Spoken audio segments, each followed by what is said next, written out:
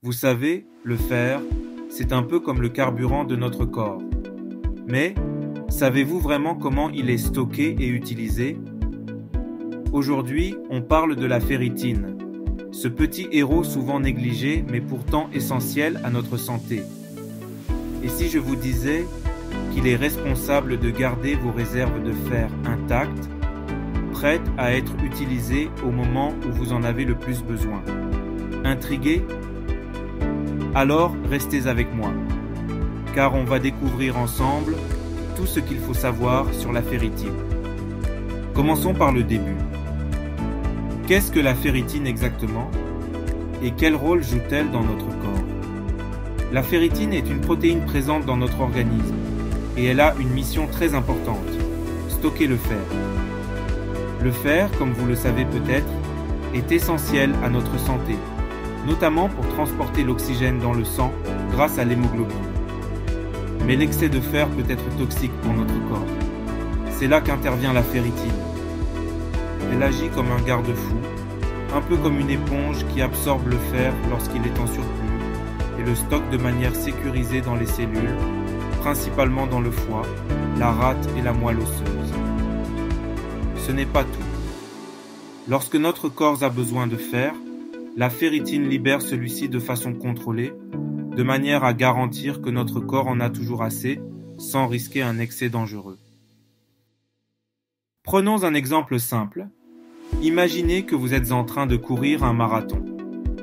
Pendant l'effort, vos muscles et votre sang ont besoin de fer pour transporter l'oxygène. Mais la ferritine, stockée dans vos réserves, va libérer du fer pour que votre corps puisse continuer à fonctionner à plein régime. Si ces réserves sont faibles, vous risquez de vous retrouver à court d'énergie et c'est là que les problèmes commencent. Mais comment savoir si nos réserves en ferritine sont suffisantes et quels sont les signes d'un déséquilibre? Quand tout va bien, votre ferritine maintient un équilibre.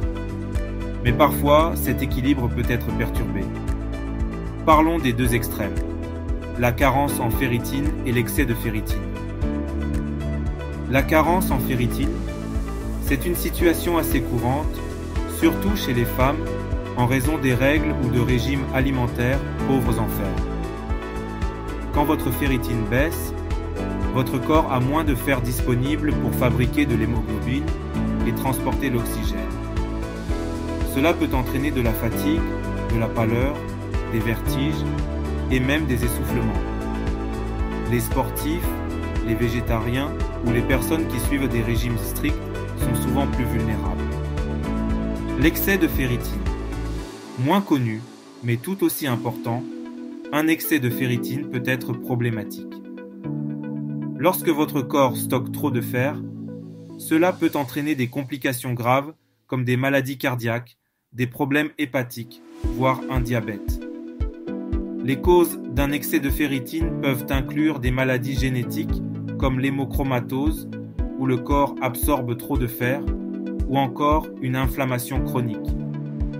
Pour savoir où vous en êtes, le meilleur moyen est de faire une prise de sang. Le taux de ferritine dans votre sang peut être mesuré et en fonction des résultats, votre médecin pourra vous orienter vers la meilleure solution. Bon, maintenant que l'on sait à quoi sert la ferritine et quels sont les risques d'un déséquilibre, voyons comment on peut maintenir des niveaux de ferritine optimaux. Voici quelques conseils pratiques. L'alimentation riche en fer. Pour les personnes carencées, la première chose à faire est d'améliorer l'alimentation. Les sources de fer se trouvent principalement dans les viandes rouges, les poissons, les légumes à feuilles vertes, les légumineuses et les céréales enrichies. Attention, le fer d'origine animale est mieux absorbé par le corps que celui d'origine végétale. Mais avec une alimentation équilibrée, vous pouvez très bien maintenir vos niveaux de ferritine. Les compléments de fer. Dans certains cas, comme les personnes souffrant de carences sévères, des compléments de fer peuvent être nécessaires. Mais attention, il est important de ne pas en abuser. Trop de fer peut entraîner des effets secondaires désagréables comme des troubles digestifs. Surveillez les autres facteurs. Une bonne santé digestive est aussi crucial pour l'absorption du fer. Des problèmes comme la maladie cœliaque ou des déséquilibres intestinaux peuvent affecter l'absorption du fer et perturber vos réserves de ferritine. En résumé, la ferritine joue un rôle fondamental en tant que gardien de vos réserves de fer. Si vos niveaux sont équilibrés, votre corps fonctionne de manière optimale. Mais si quelque chose déraille, vous risquez de vous retrouver fatigué, avec des difficultés à accomplir vos activités quotidiennes.